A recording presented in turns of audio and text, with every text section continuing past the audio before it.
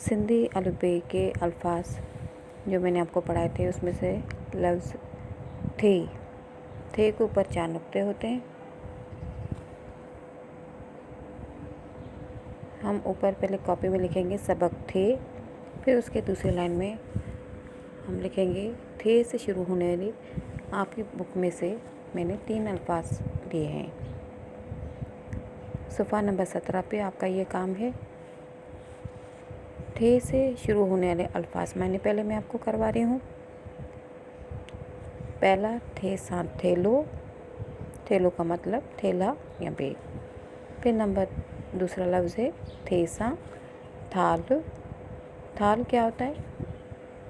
बड़ी प्लेट होती है। फिर थेसा थूम। थूम क्या होती है? ये सब्ज़ी है, इसको उर्दू में हम क्या कहते हैं? लहसुन। अब ये अल्फाज मैं आपको तस्वीरों के साथ समझा रही हूँ।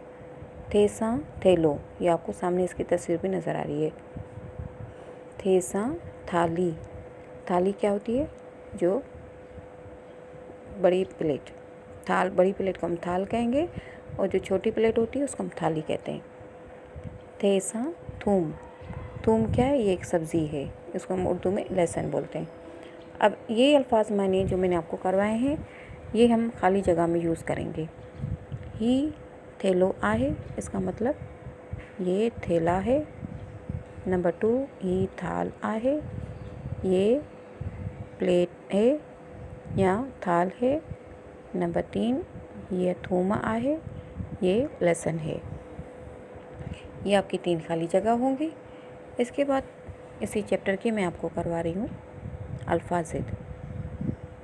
थेसा थुलो, इसका वर्ड अपोजिट क्या होगा? अल्फाजिद क्या होगा? सनू। थोरो घणो। थुलो का मतलब मोटा, थोरो का मतलब कम। अब ये अल्फाज हैं और इनके ज़िद क्या हैं?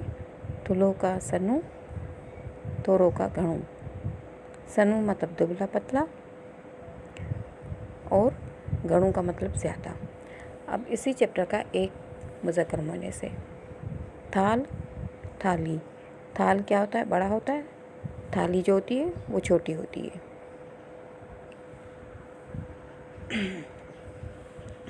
अब आपकी बुक में पेज नंबर 16 उस पर एक्टिविटी है जो आपको बुक में ही करनी है। ये भी मैंने आपके सामने करके यहाँ पे शो कर दी है आपको। अब जैसे